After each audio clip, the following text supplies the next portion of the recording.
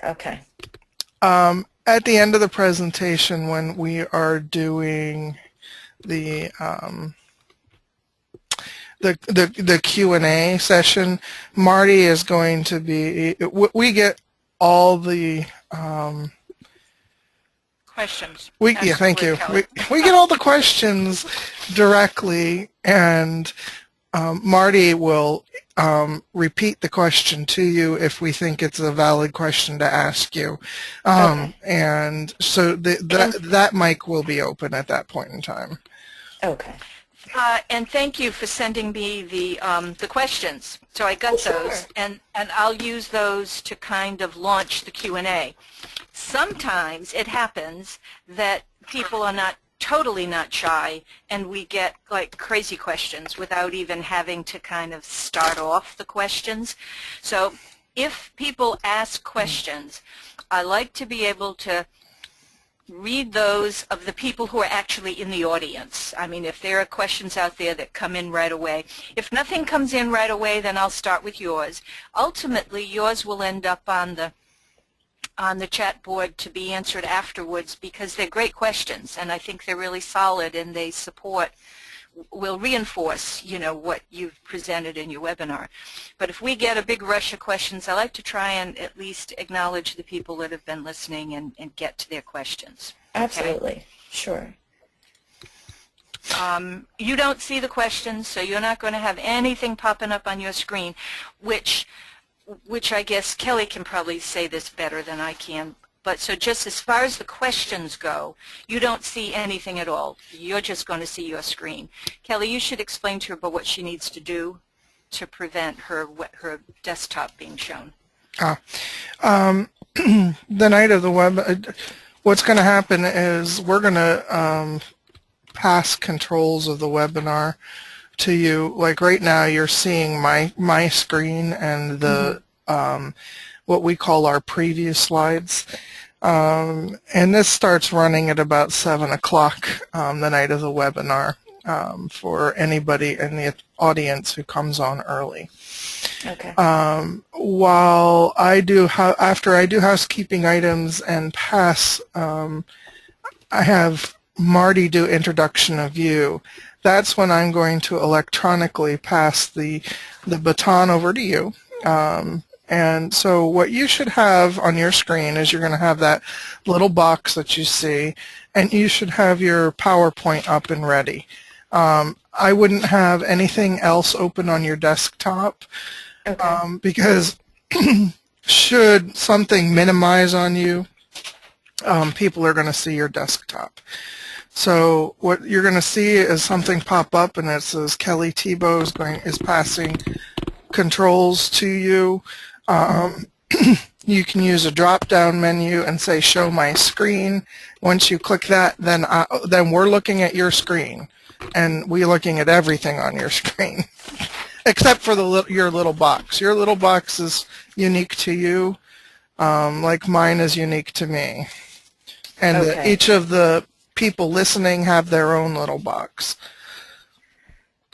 Okay. The one with the orange arrow and all of that lovely stuff. Keep in mind that if you have some kind of an automatic thing that pops up and tells you you have email from so-and-so, that will show on the screen as well. So you might I don't have any of that. Okay. I'm actually quite simple when it comes to technology. Okay. That works for us. That's probably very smart. I say that, and I have to laugh because I have that, and I have no clue how to shut it off. So if I had to shut it off, I would be calling Kelly. Because I don't know how to do it.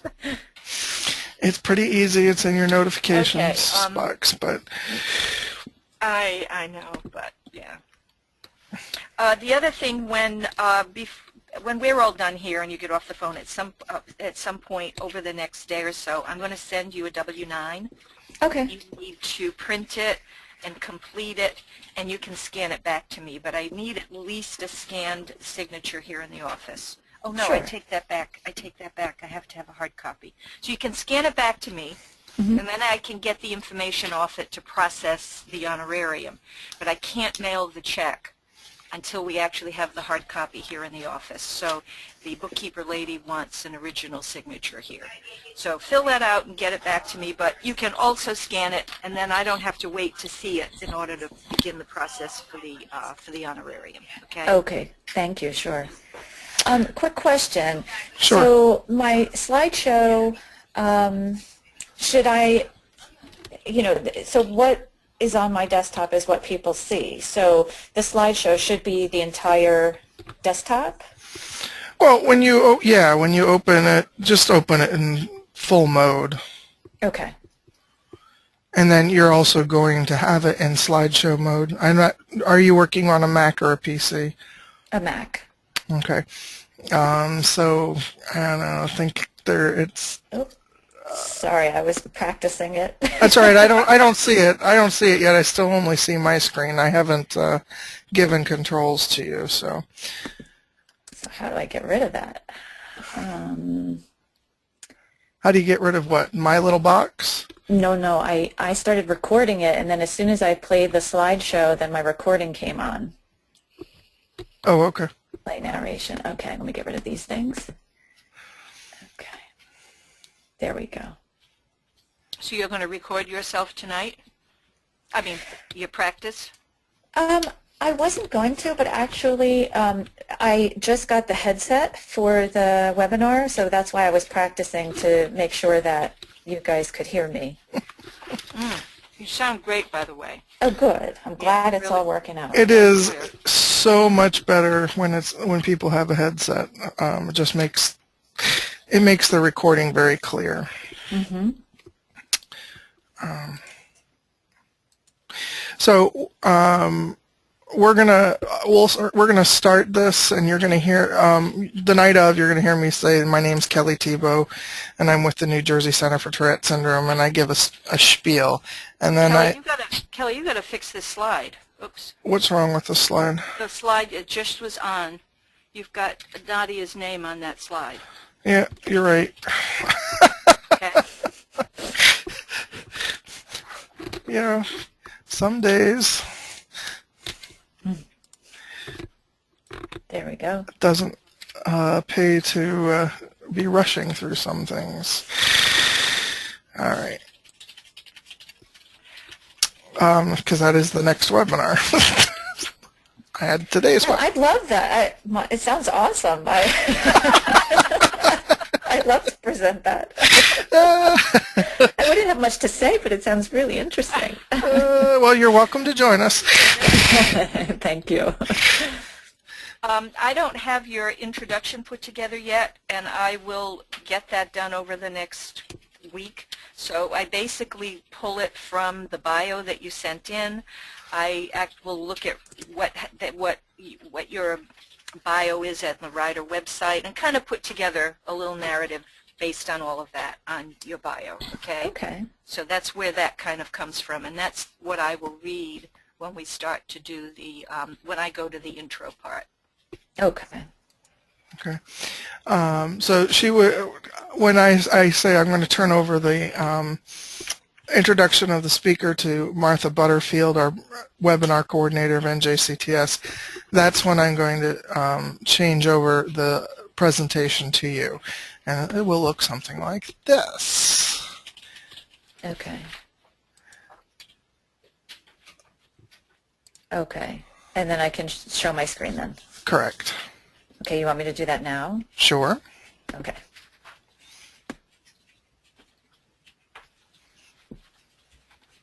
Do you see it? I do. Mm-hmm. Okay. So the control panel, do you also see that? I don't see the control panel, no, but Okay. what I'm seeing is that you're not quite in slideshow mode yet. Right. Okay. Good? That's great.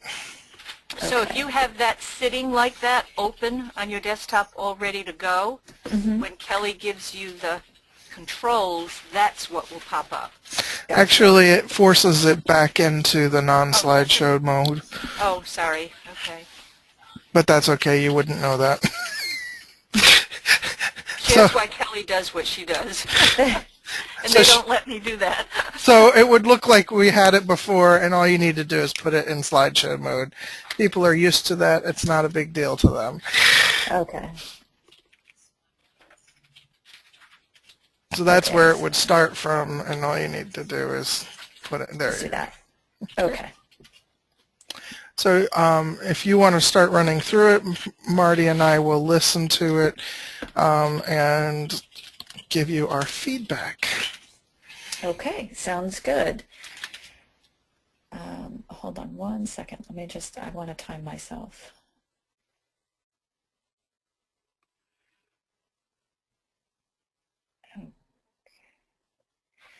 Okay. Good evening. My name is Dr. Nadia Ansary, and thank you to the New Jersey Center for Tourette Syndrome and Associated Disorders for inviting me to present information to you this evening about harassment, intimidation, and bullying and vulnerable populations, what parents and educators can do. Just to give you a brief overview of the presentation, tonight I'll be covering the following topics. First, an overview of traditional bullying and cyberbullying, to cover the definition, prevalence rates, and correlates of each. The second topic is to identify vulnerable groups who are at risk for bullying. Next will be recommendations for parents and educators, and this will be followed by a Q&A session. I'd like to give you a brief background before I get started. I'm an associate professor in the Department of Psychology at Rider University. My area of expertise is in developmental psychopathology, which essentially is an area of psychology concerned with looking at populations that may be at risk for negative outcomes and how that may change across the lifespan from childhood through to adulthood. I have several research interests. One very important one is on bullying, of course. I co-authored a manuscript which arose from the work that I conducted during my time on the New Jersey Commission on Bullying in Schools to address best practices that schools can adopt to prevent and address harassment, intimidation, and bullying. I'm also interested in exploring the mental well-being of Muslim Americans post 9/11. So I've completed 2 studies on Muslim youth and harassment, intimidation, and bullying. And then secondly, I am working on an online study of Muslim young adults and bullying at college and the workplace. So those are just 2 areas related to tonight's discussion. As we all know, bullying is considered a violation of human rights. Clearly, all children deserve to live free of abuse, and they ought to be educated in an environment that ensures their safety. So let's talk about traditional bullying and some characteristics that the literature has shown in terms of prevalence rates, correlates, and of course I'll begin with a definition of what bullying means. The most prevalent definition was provided by Dan Olveus, and basically bullying is a form of aggression that's characterized by 3 very unique elements. The first is an intent to harm. The second, obviously, let me just backtrack, an intent to harm by the child, by the perpetrator, towards harming the victim. The second is a repetition of the harmful or threatening behavior, meaning that there's a pattern between the child who bullies and the target or the victim. And the third is a real or perceived power imbalance between the target and the child who bullies. Basically, this means that the child who bullies either is physically dominant or socially dominant, etc., over the child who is a target. So there is this imbalance of power such that the target cannot adequately defend him or herself. Now, there are a couple of issues with our traditional definition of bullying. One of the issues is that the scholarly definition, which is the definition that I just showed you, is different than oftentimes the legal definition is. So in the state of New Jersey, we have expanded the definition of bullying to include harassment and intimidation, which don't necessarily meet the 3 criteria for bullying, but clearly can cause harm to the individual. There's also some issues with the definition. For example, in talking with teachers who are asked to implement their school's anti-bullying policy, a lot of teachers say, well, it's really difficult for me to interpret what that child's intention is, whether he or she actually intended to harm the other child. Sometimes it's blatant, it's clear, and other times intent to harm is very subtle and difficult to assess. Now, for the purposes of the presentation, I'd also like to be clear about some terms that I'll be using. HIB, harassment, intimidation, and bullying. So as I just said, the bullying piece is related to those three characteristics I showed you on the prior slide. And harassment, intimidation, again, are behaviors that are intended to bother the target or the victim without meeting the full-fledged criteria for bullying. I'd also like to discuss the term target versus victim. Victim can be a very emotionally laden term, and it has negative connotations. So oftentimes in the literature, the word target is used instead of victim. The other thing I'd like to discuss or make the distinction is when we use labels like victim and the bully, it can stigmatize the individual. So instead of saying the bully, I use terms like child who bullies, or instead of the victim, I'll say the target. And also, I'd like to talk a little bit about bystanders. And bystanders are children who witness the incident. They may not necessarily participate, but just the act of witnessing and being very close in proximity to the incident means that they are a witness to it and can be affected by it. Okay. Now, I'd like to move on to discuss prevalence rates of traditional bullying. And I've parsed the presentation out into traditional bullying and cyberbullying. And though there may be overlap between the two, which I'll discuss, I felt like this was the best way to present the information in a clear and organized manner. Let's talk about prevalence rates at the national level, and this is regarding just traditional bullying. The 2013 Youth Risk Behavior Surveillance System, which is a study that is put out by the Centers for Disease Control and Prevention, found that among children in grades 9 through 12, about 19.6% of youth sampled in that study responded that they were bullied on school property. Importantly, this reflects similar statistics from the 2009 study, the 2011 study, and now this 2013 data suggests that there has been no change in the rates in the last 4 years. Another study, the 2011 School Crime Supplement, which is published by the National Center for Education Statistics, assessed youth ages 12 through 18. So it's important to note that this is a slightly younger sample than that discussed in the prior slide. In that sample, 27.8% of children reported being bullied. And of those who were bullied, 24.5% were male and 31.4% were female. Now, the School Crime Supplement also provides additional breakdown of data by ethnicity, grade, household income, and other school characteristics, and those are available in the report if anyone is interested. Now let's discuss at the state level, so prevalence rates at the New Jersey level.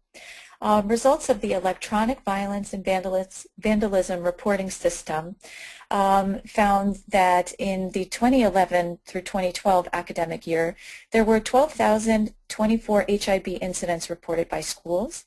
And in the following academic year, 2012 to 2013, there was reported 7,740 incidents, which represents a decrease of 36%. Now, this is likely due to the increased vigilance by schools to focus on their anti-bullying approaches because of the New Jersey Anti-Bullying Bill of Rights law, which was put in place in 2011. There's further breakdown at the state level.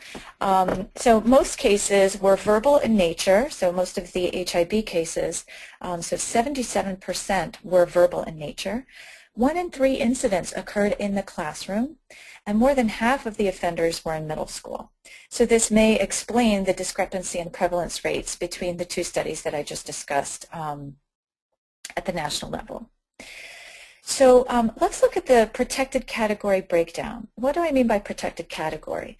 So in the Law Against Discrimination in New Jersey, as well as the New Jersey Anti-Bullying Bill of Rights, there are certain protected categories, and these are any sort of bias-based bullying that is emanating from the target's race, religion, ancestry, sexual orientation, gender expression, any form of disability, as well as other distinguishing characteristics. So if you can you'll see in the table that's presented on the slide that other distinguishing characteristics represents 60% of children who were in these protected categories, rather, children who experienced HIV and were in these protected categories. So this is really it's somewhat disheartening because this other distinguishing characteristic is a default or catch-all kind of category. So it doesn't really tell us about what those distinguishing characteristics are. And I'll return to this point in a little bit when I discuss what are aspects or characteristics that may place a child at risk for bullying. Now let's discuss some correlates of bullying. Now I use the term correlates because it's hard to know what is something that preceded a bullying incident or something that came as a result of the bullying incident. So when we talk about psychological outcomes, it's hard to know whether those outcomes are really outcomes or they are psychological characteristics or social characteristics that place the child at risk for being bullied. So this is why I use the term correlates instead of causes of or outcomes related to. So this slide is broken down into two sections. Let's discuss what are correlates of bullying for children who are targets. There's evidence, both short-term and long-term evidence in terms of targets of bullying suffering from depression and anxiety, poor peer relationships, poor school performance and school disengagement, as well as risk of suicide and suicide. Now on the right-hand side of the slide you'll see children who bully. And those youth are more likely to engage in externalizing behavior problems like law breaking and substance use, as well as school disengagement. So we can see there are slightly different outcomes or correlates rather related to targets and children who bully. Now there's another group, bully victims. And this group of children basically are, just as the title sounds, those who've been targets and who have also acted as bullies. Now unfortunately in the literature it appears that this group has demonstrated the worst psychological and social adjustment compared to either targets or children who bully. So this is an area or a group that's at great risk related to their behavior.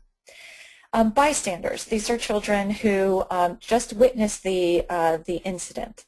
And the evidence suggests that even just children who simply view the bullying attacks may experience increased anxiety, either because they think that they may be the next victim or either because they are concerned about what the reaction should be, whether they should go and intervene or try to get an adult, etc. So there are definitely negative correlates associated with being a bystander as well. So now I've completed a short overview of traditional bullying. We've looked at the definition, the prevalence rates, and correlates of sort of traditional bullying. Now I'd like to move on to cyberbullying. Unfortunately, there's not a lot of information, empirical information on cyberbullying. But what evidence we do have suggests a couple of important points. First is that the participants involved in traditional bullying are also usually the same parties involved in cyberbullying. In other words, cyberbullying is just another mode of bullying that children who bully adopt or use in addition to the other forms that we just discussed. Now, while most of the outcomes that we expect for traditional or offline forms of bullying, these are also typically seen in cases of cyberbullying. But I will also discuss a couple of unique challenges that cyberbullying presents to targets, parents of targets, as well as educators. Now, information and communication technologies has really become essential to our day-to-day lives and more importantly to our youth's lives. And evidence suggests that there are many social and cognitive benefits to developing children, but there are also challenges that can come with information and communication technologies. And obviously, as cyberbullying suggests, the possibility that people use electronic devices to cause harm to others. The definition of cyberbullying is nearly identical to the traditional bullying definition, with the exception that it just specifies that it's an aggressive, intentional act carried out by a group or individual using electronic forms of contact, again repeatedly, over time against a victim who cannot easily defend him or herself. So we have that power imbalance characteristic built into the definition. Let's talk about some examples of cyberbullying. Physical damage to property, such as sending a virus or an infected file. Verbal, so using the internet or phone to insult or threaten someone. Another example of this is flaming, so there are online fights where obscene language is used. There are nonverbal forms of cyberbullying, like sending threatening or obscene photos. Social examples such as exclusion from an online peer group. And then there are indirect forms of cyberbullying, such as outing or sharing someone's secrets. Trickery, such as obtaining embarrassing or revealing information through deceit and then posting that. Masquerading or impersonating, so obviously to pretend that that person is someone else. Denigration or posting gossip to ruin someone's reputation. And voting on a defamatory polling website. Okay, so here are some unique examples of cyberbullying. And obviously these forms present certain challenges that targets and parents and educators have to be concerned about. Now, one of the things that I want to discuss is that cyberbullying is challenging because there are nonverbal cues that are missing from this interaction. So when face-to-face bullying happens, the target and the child who bullies see each other and they feed off of these cues, these nonverbal cues. Now, in the cyber situation, because there is no face-to-face interaction, this could lead to misinterpretation of ambiguous information as hostile. And it also reduces the feedback from the target received by the individual engaging in the bullying. So, for example, what may happen is if the bully sees the pain of their target or their victim, for some children who bully, this can excite them more and increase the intensity of the bullying behavior, while for other kids, seeing the pain of another individual that they realize they have caused may cause them to stop the bullying. In either case, this deficit of nonverbal cues can affect the interaction between the target and the child who bullies. Another challenge presented by cyberbullying is that the child who is a target may not always know who is perpetrating the bullying. So because of the online nature, the identity of the individual who bullies may not be known, so this can increase the feelings of helplessness and or the feeling that there's no safe place on the internet. So the child who, and I say the child who bullies, it could be an adult who bullies also, but they could be a complete stranger or alternatively someone that the child knows. And so acting anonymously can in itself contribute to that power differential so that the target really has no clue where the aggression is coming from. Another point to make is that the internet provides a very large audience, and so targets may not know who has seen the incident, if there was a posting, whether that posting has been reposted on other websites, etc. An additional challenge is that postings can be visible for long periods of time and they can be reposted easily. So when we think about the traditional definition of bullying and the definition of cyberbullying, when we look at the repetitive pattern, because postings can be visible for long periods of time, this can result in the re-victimization of the target. Another challenge that is presented by cyberbullying is lack of supervision by adults. So one would hope that in a school setting, if bullying were taking place in front of a teacher or other adult, that they would intervene. But because there is a lack of supervision by adults in the cyberbullying context, this can create more opportunities for cyberbullying. Okay, so given the fact that online posts can remain on a website for long periods of time, be reposted, and be viewed by a large audience really does create a challenge in which a single act could be considered bullying, which is different than the definition for traditional bullying. And also, because of the unique characteristics that I just mentioned, one could easily see that the experience of a target in the cyberbullying context can be intensified over and above what may be seen in traditional bullying situations. Okay. Now let's discuss some prevalence rates regarding cyberbullying. So just as I presented at the in traditional bullying, let's discuss prevalence rates at the national level and then at the state level. The 2013 Youth Risk Behavior Surveillance System assesses, again, youth in grades 9 through 12, and almost 15% of youth assessed were reported that they had been electronically bullied. And this represents a decrease in the rates from the 2011 survey just a decrease in the rates from the 2011 survey. Also at the national level is evidence from the School Crime Supplement, and this is from 2011. They assessed youth ages 12 through 18, and they found that 9% of youth reported being bullied. Now let's look at the New Jersey level. So the results of the Electronic Violence and Vandalism Reporting System found that 14% of youth sampled reported HIB as the mode of delivery.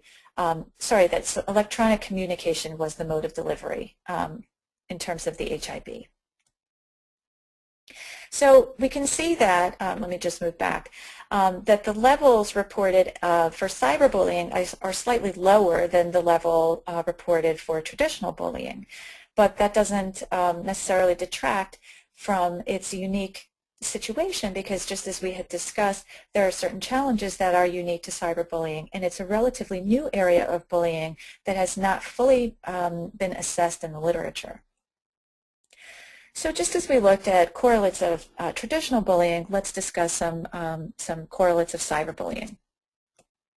So just as I started out the section on cyberbullying saying that there's overlap between traditional and cyberbullying. All the identified correlates for traditional bullying are the same for cyberbullying. So that's important just to say at the outset, but I do also want to discuss some additional correlates for cyberbullying. So just going back, this is the identical slide that I presented to you regarding traditional bullying. So for the target, we have depression, anxiety, compromised peer relationships, compromised school performance, and risk of suicide. And for children who bully, we have externalizing behavior problems and school disengagement. Bully victims, as I said, demonstrated the worst psychological outcomes, and bystanders also are likely to experience increased anxiety. So let's talk about some unique correlates to cyberbullying. Now again, please note that these are not necessarily predictors of cyberbullying or outcomes of cyberbullying, but these are factors that are associated with cyberbullying. So I just want to make that distinction. Now, the evidence suggests that youth who engage in cyberbullying also report moral approval of bullying, feeling disconnected from the school.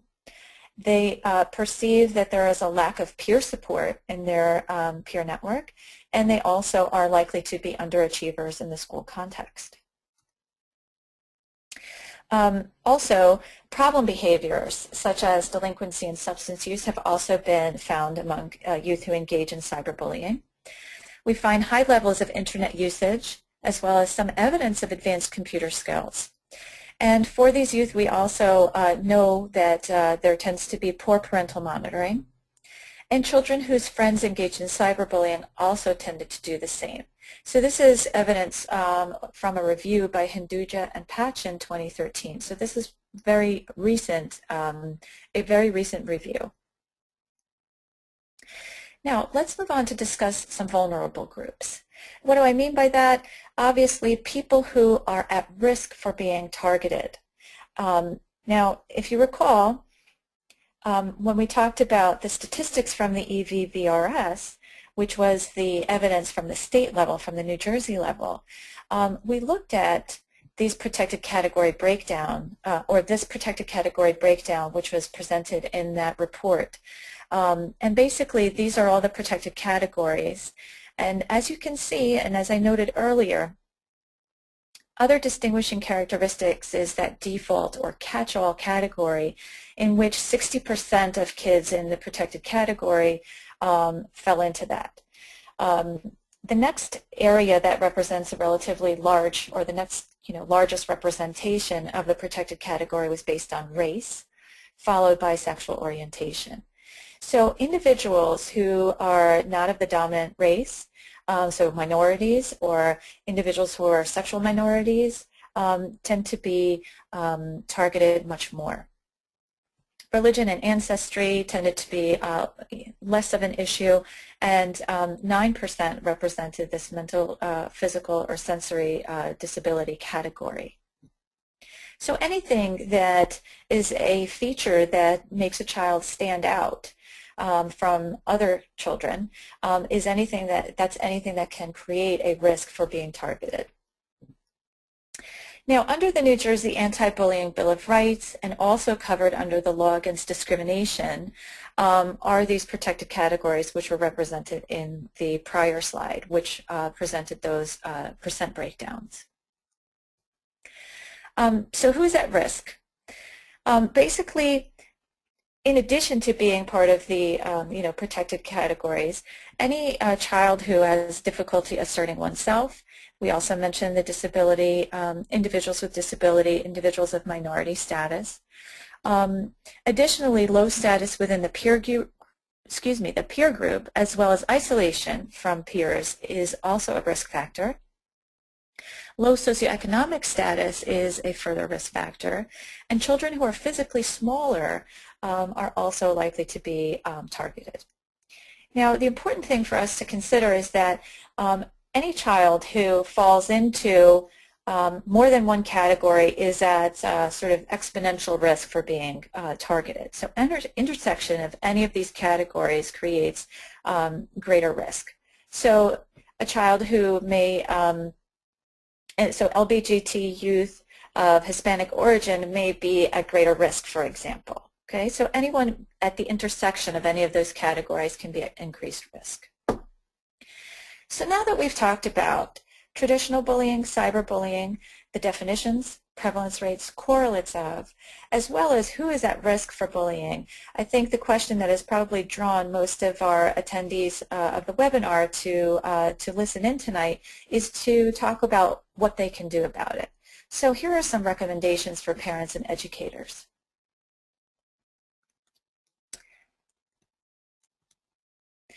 Be informed about how to protect children and what are schools' responsibilities. That's critical. In New Jersey, we are fortunate, although some people may think unfortunate, in terms of the degree to which bullying has taken sort of a front seat in terms of schools' responsibilities. We have one of the toughest anti-bullying laws in the nation.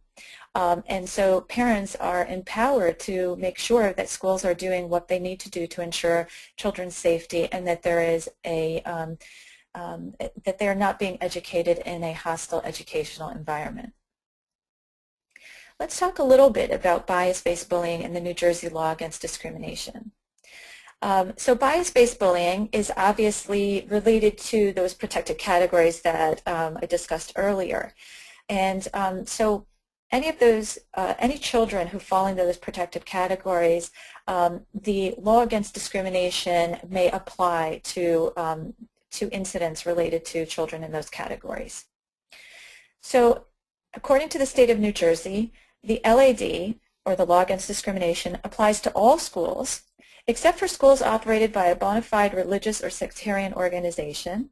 And except for those religious schools, all public schools, charter schools, and private schools are required to comply with the LAD, meaning that they're required to take certain actions. If a bias-based bullying incident is brought to their attention, there's a very clear protocol that schools must follow in terms of investigating and following through with the bullying incident. The New Jersey Anti-Bullying Bill of Rights is obviously specifically related to bullying, but the ABR also addresses cases of bias-based bullying occurring in public schools. So this law was passed in January 2011, and it requires that public and charter schools make policy changes regarding bullying and the implementation of an anti-bullying program. And again, these changes, so the law was passed in January 2011, and then schools were required by September 2011 to have made those changes, which is a very short turnaround time.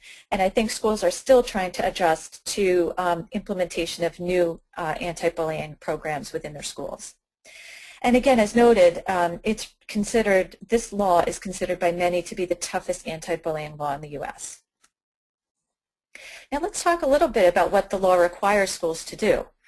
So this is going back to what parents and educators need to know about the law and what are your rights.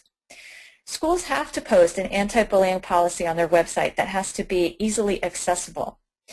They also have to adopt an anti-bullying approach or a program which has to be implemented. Schools also are required to provide a non-hostile educational environment. Now this relates to the school culture, the values, and ultimately to school climate.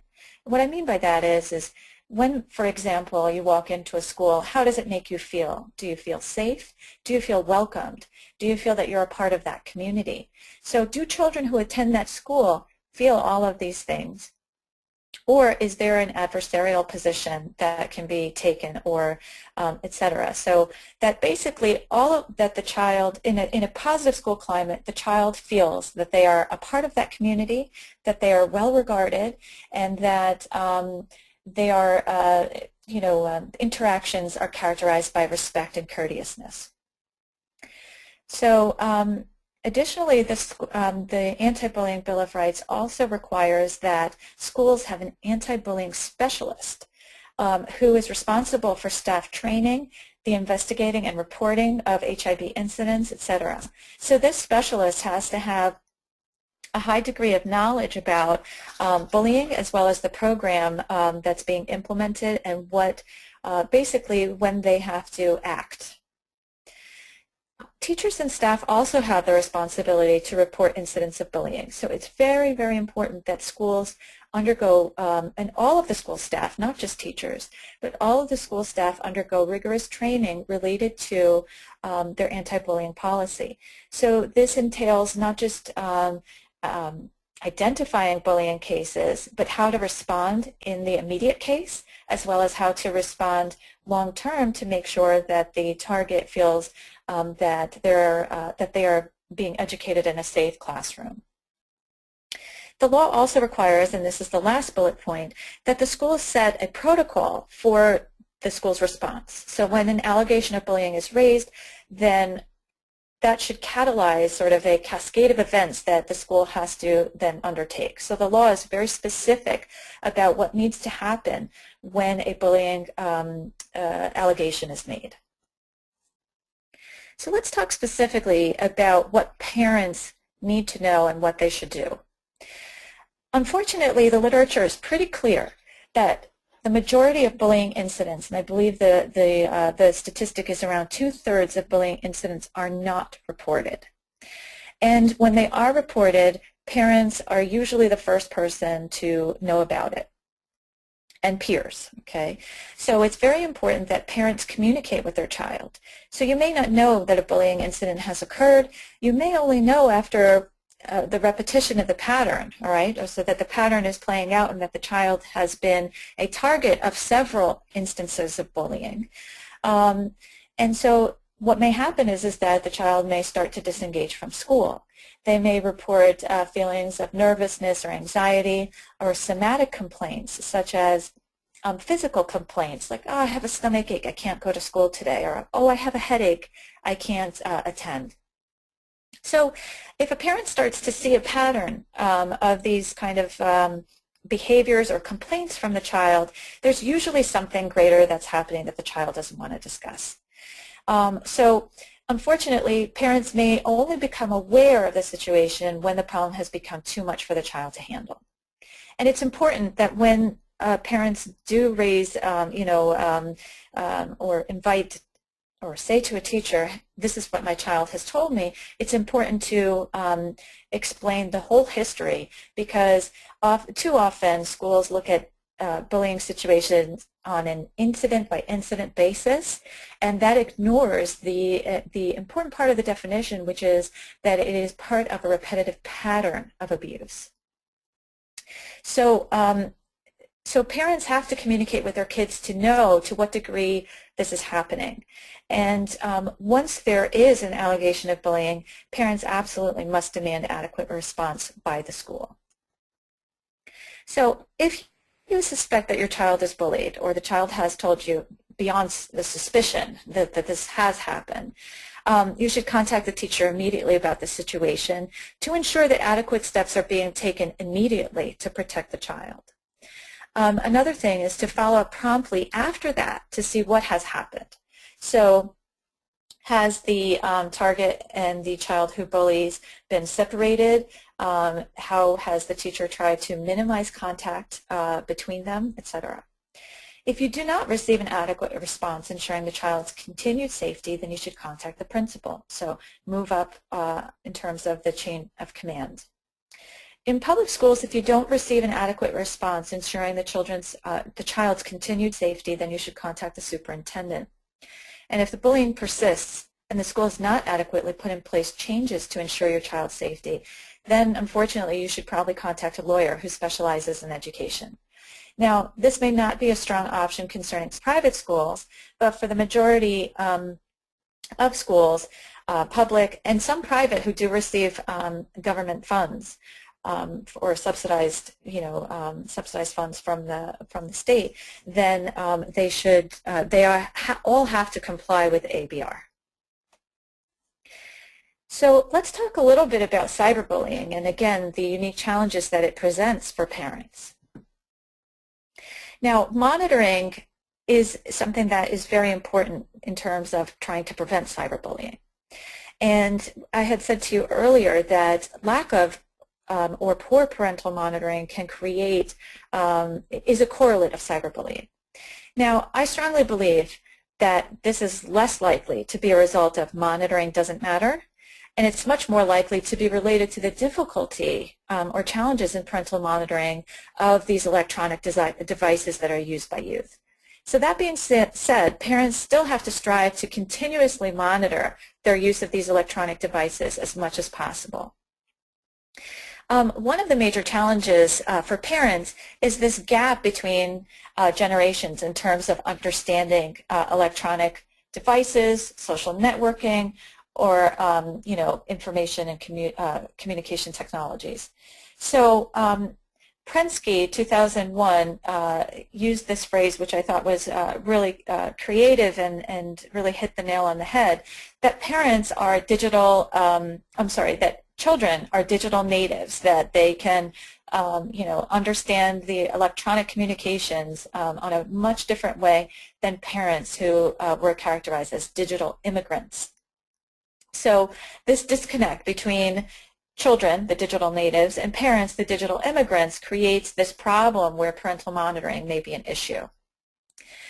Another thing is that sanctions or punishment is an important correlate of cyberbullying. So when children understand or expect punishment from parents or school, when cyberbullying happens, they are much less likely to report being involved in cyberbullying.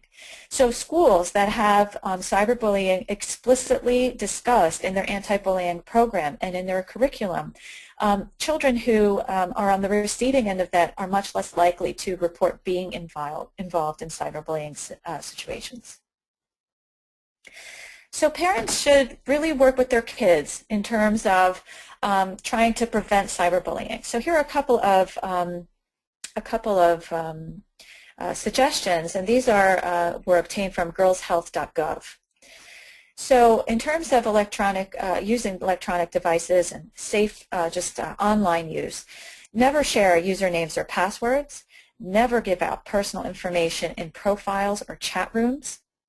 I'm also not a big fan of using pictures on any of those. not to respond to threatening messages. So and I'll discuss in a minute about what can be done when threatening messages are received, but it's important that children not respond to them and to notify an adult immediately. If a threatening message comes through, the child should be instructed to shut off the phone or log off. Okay. They should also be careful about sending personal photos of themselves, especially sexting, which is a whole other topic, but again, an area where parents really need to talk to their children about safe use of the internet. And it's also really important to reiterate that once something is posted or sent, it cannot be taken back. Okay, so these are all important things, points of discussion for parents to have or address with their kids. Now, let's talk a second about what you can do when cyberbullying occurs. Now, unfortunately, in the literature, there's no clear direction about how to handle this.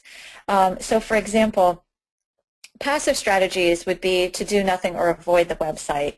Active strategies are to confront or tell the person to stop or block them. Now I'm just going to go back one slide. All of the suggestions here on the girlshealth.gov website are to not respond. So the government is basically, federally, they're suggesting that we not respond to these threatening messages. But going forward, in terms of the direct strategies, Perrin and colleagues 2012 found that active strategies actually exacerbated the problem. So confronting or telling the individual to stop, blocking them, these were found to increase or exacerbate the problem.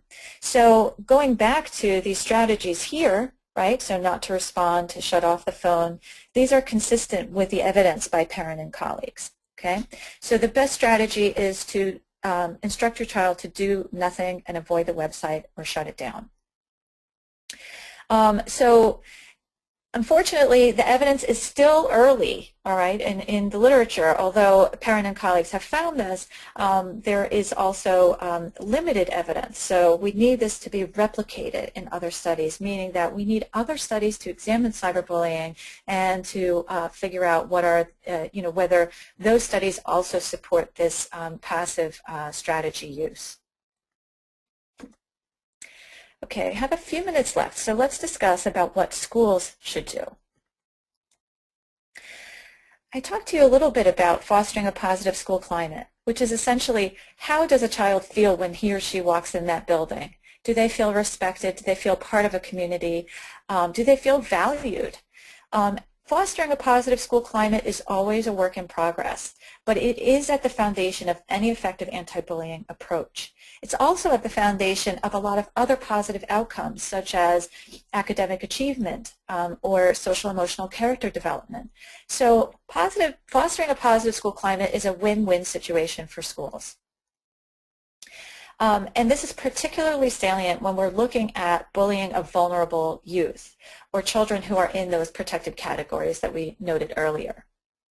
So what schools need to do is to report and track bullying, not just from a legal standpoint or what the state is requiring, but also to identify internally if certain vulnerable groups of students are being targeted with greater frequency. So instances of bias-based bullying should also be viewed as a catalyst for school climate reevaluation. So if you have a greater incidence of LGBT youth who are being bullied in the school, then clearly there's a problem with school climate in which not everybody feels that they are respected and valued and part of that community. There's also other areas that schools can work towards in terms of supporting vulnerable schools. So they have to ensure that children with disabilities and minority youth are also included as active participants in the school's anti-bullying programs, that they're represented on committees related to bullying. They also have to be careful to provide support to parents of minority youth and youth with disabilities. So if we're talking about minority youth, you may have parents who may be recent immigrants who have problem with where English is not their first language.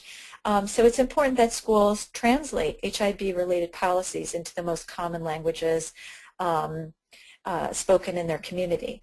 And so this gives support, it shares information and resources, etc.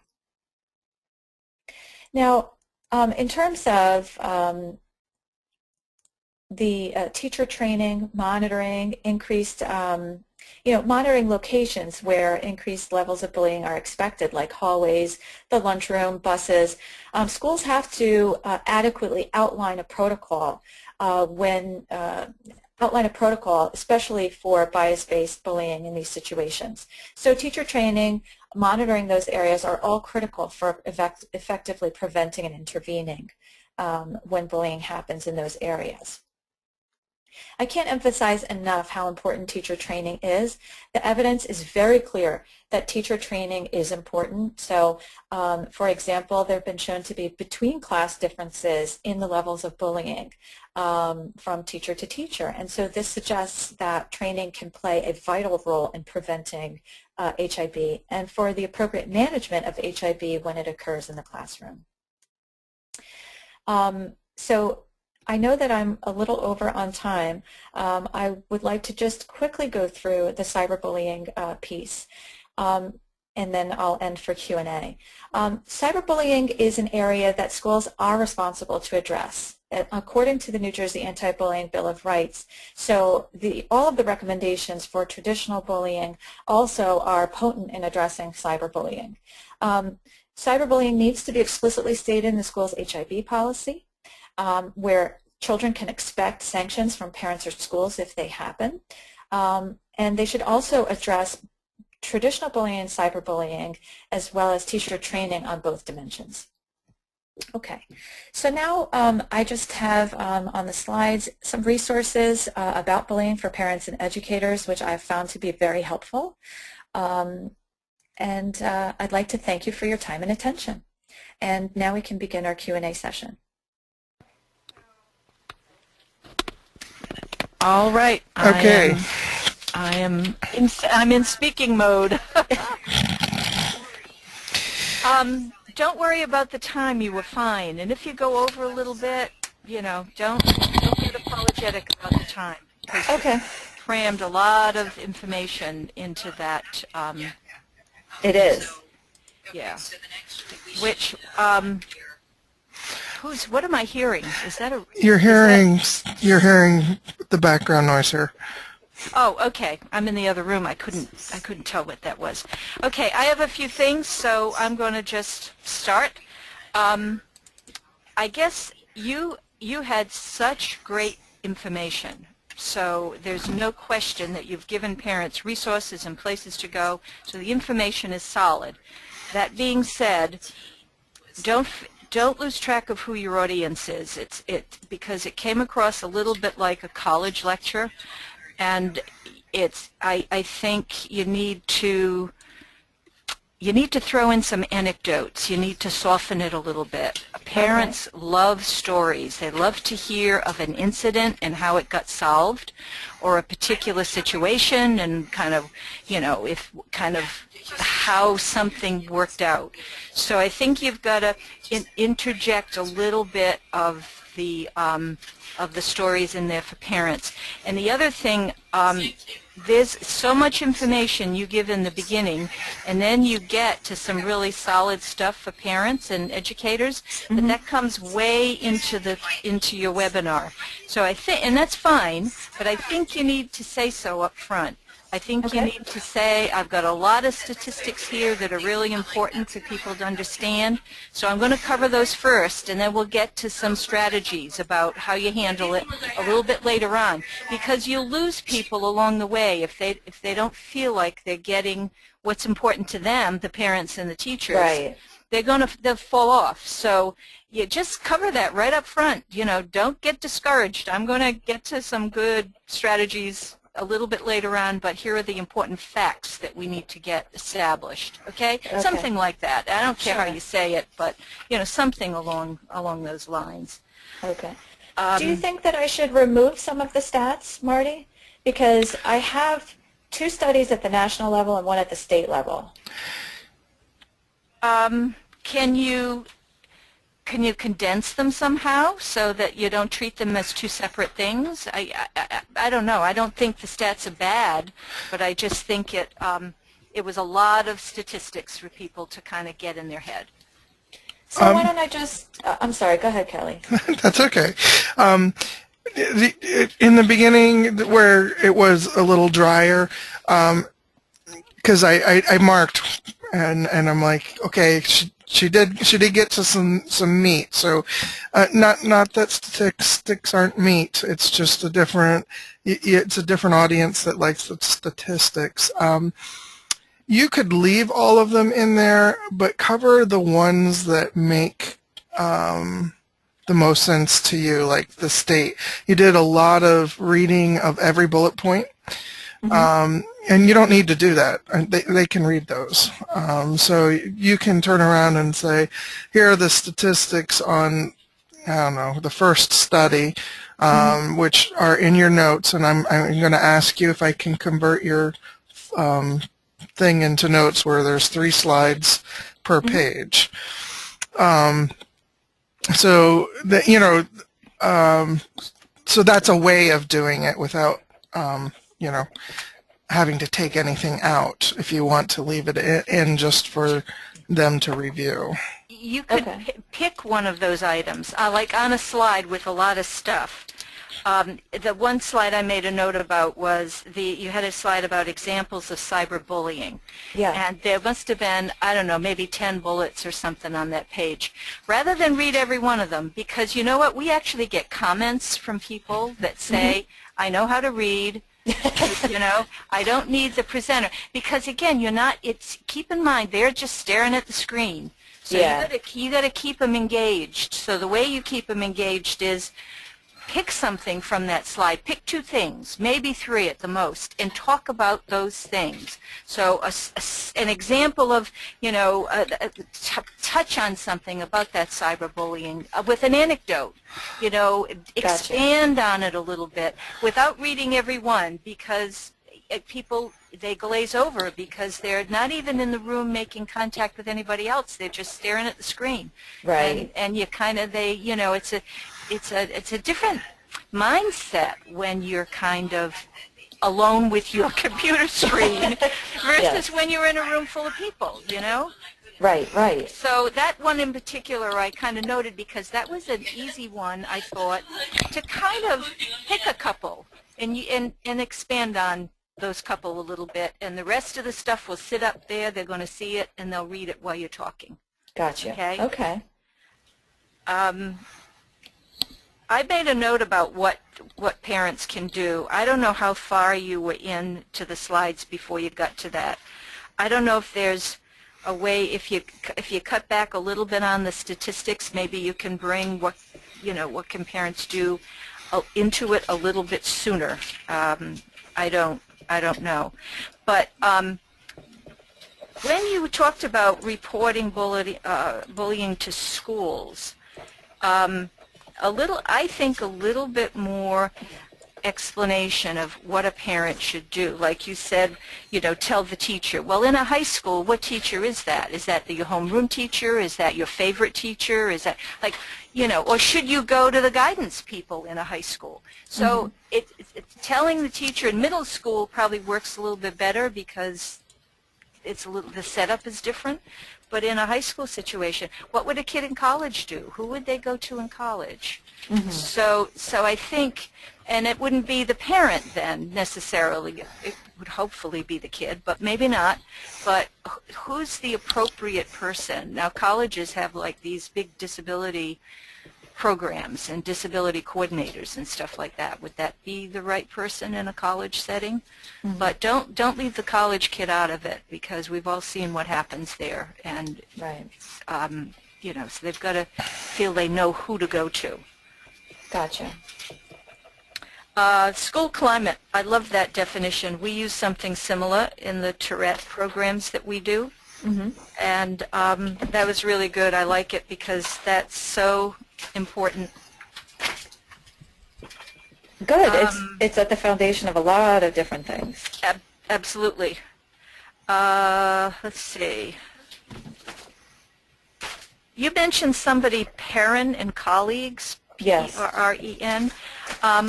They had some really good, sounds to me, based on what you had to say. They've got some really good work out there.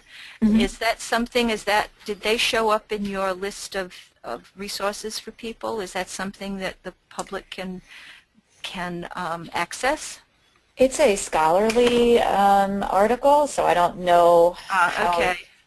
how well All right. people. But it's in Yeah, my. maybe not. But Yeah.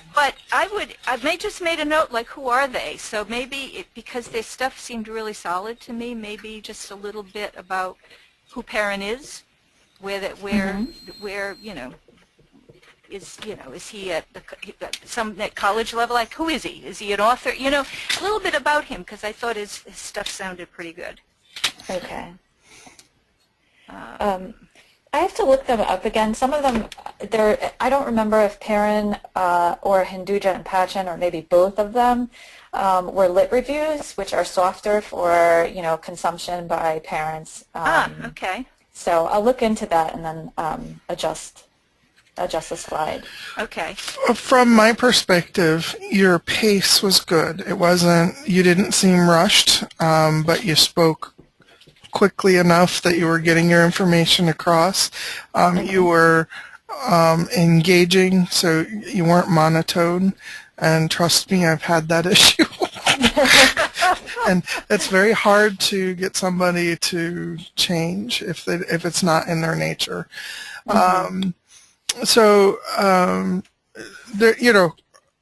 Right away you came out of the box with some good tools.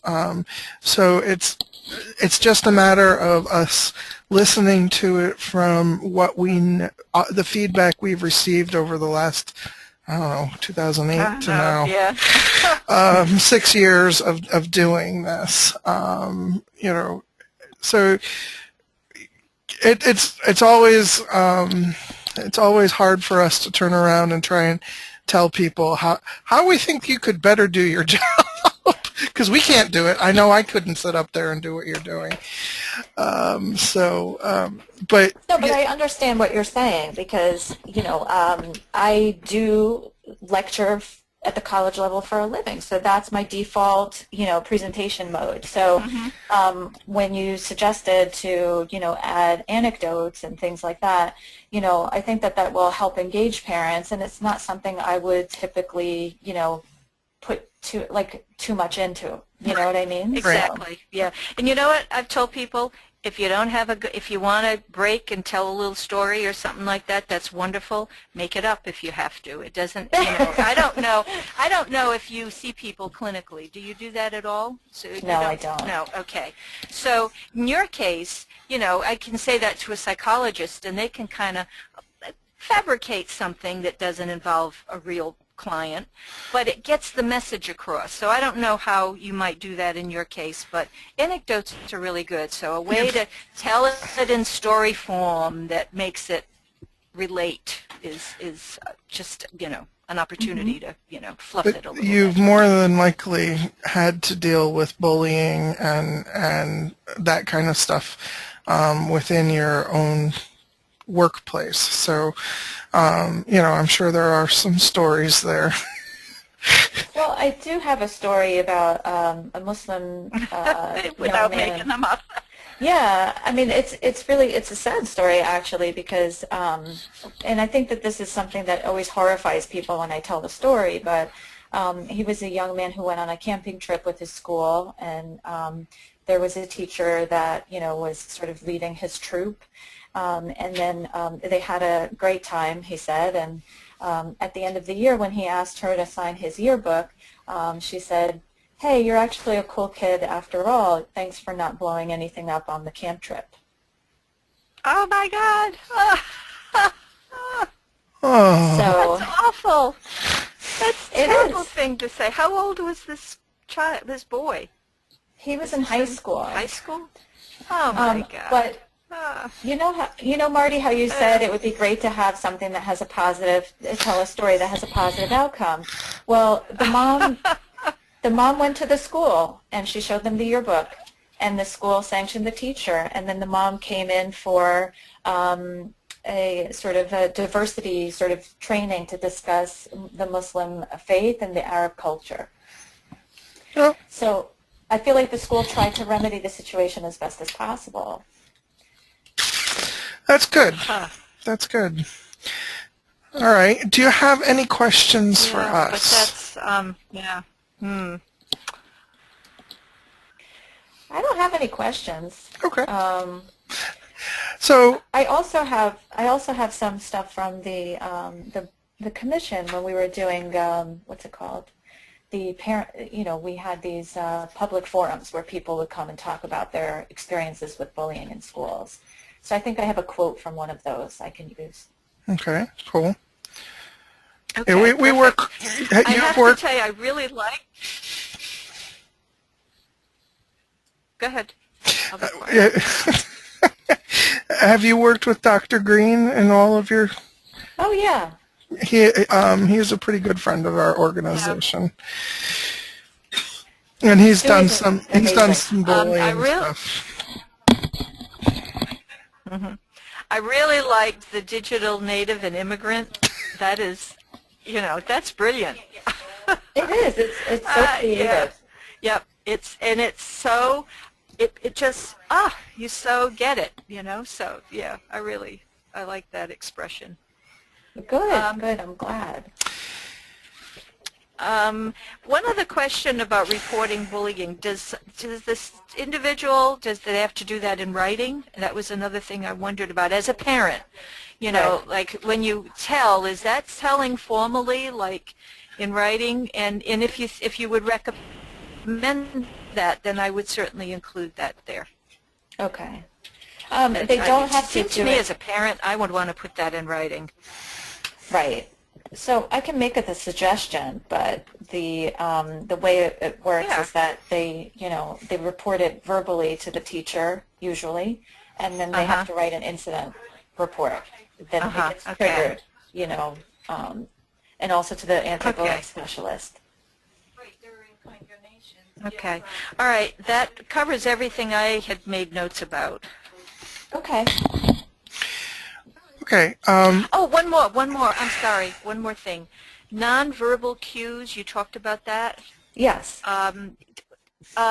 Could you Give an broaden example? that a little bit? Yeah. Say what those things are. Like, how do you cover what a nonverbal cue is? Like, what is that exactly?